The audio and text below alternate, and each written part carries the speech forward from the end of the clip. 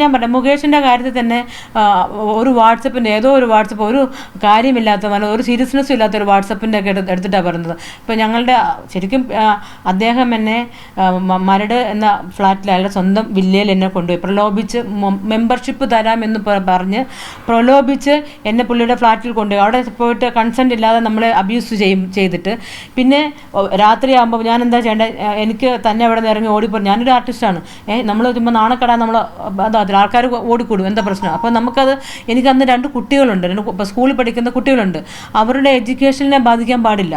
അപ്പോൾ അതുകൊണ്ട് തന്നെ ഞാൻ അവിടെ പറഞ്ഞു, എന്നെ തിരിച്ച് എന്നെ എവിടെ കയറ്റി അവിടെ കൊണ്ടുവിടാൻ പറഞ്ഞു. പക്ഷേ ആൾക്കാർ അതിനൊക്കെയാണ് മുൻതൂക്കം കൊടുക്കുന്നത്. പക്ഷേ എനിക്ക് ഇവിടെ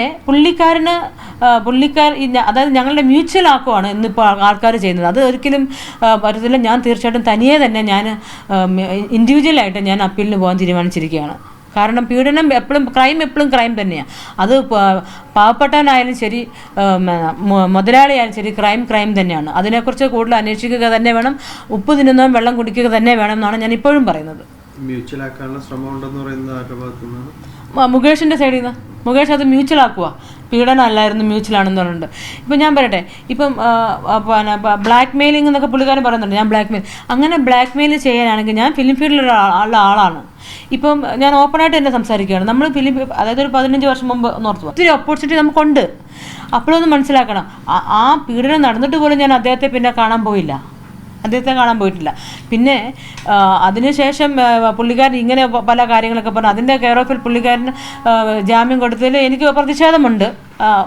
പുള്ളിക്കാരൻ ഇന്ന് വരെ വിളിച്ച് ക്വസ്റ്റ്യൻ ചെയ്യുകയോ കസ്റ്റഡിയിലെടുത്ത് ക്വസ്റ്റ്യനും ചെയ്തിട്ടില്ല. അപ്പം കൊല്ലത്ത് തന്നെ ആൾക്കാരെല്ലാം പ്രതികരിച്ചു പുള്ളിക്കാരനെതിരെ. പക്ഷെ ആരാണ് പുള്ളിക്കാരനെ സംരക്ഷിക്കുന്നത് ഇപ്പോഴും?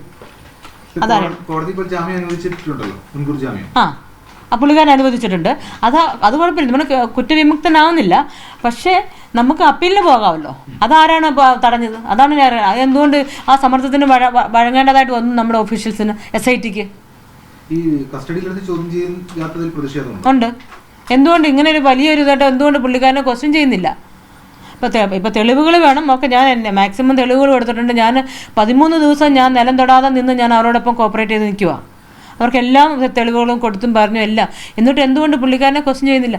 ഇപ്പോൾ എൻ്റെ ആണെങ്കിൽ എൻ്റെ കമ്പ്യൂട്ടറിനകത്തു നിന്ന് എല്ലാ ഡാറ്റാസ് എടുക്കുന്നു, എൻ്റെ ഫോണിൽ നിന്നെല്ലാം എടുക്കുന്നു.